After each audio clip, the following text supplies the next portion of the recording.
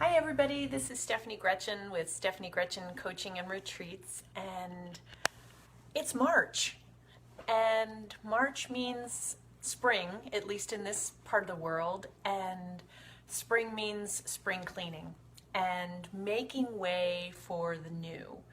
Spring cleaning, physically and emotionally, is all about getting rid of what's stagnant, getting rid of that old energy, getting rid of what no longer serves you, maybe what no longer fits, whether that's figurative or literal.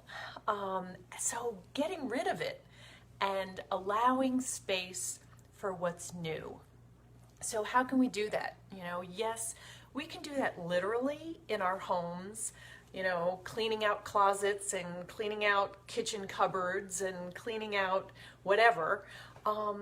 Getting rid of the stuff that you no longer use, getting rid of the things that you no longer need, because honestly, clutter is not just physical, but it's emotional. It clutters up your space. Whether that's, internal or external, that's what it does. It takes up space that it doesn't need to.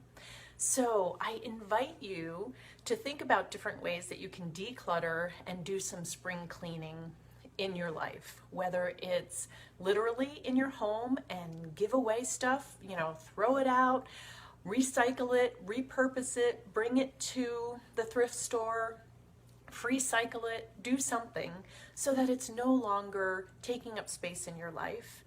But then also, are there relationships that maybe you need to let go of? Are there habits you're ready to let go of? Are there other things that you do that take up your time that you're ready to let go of?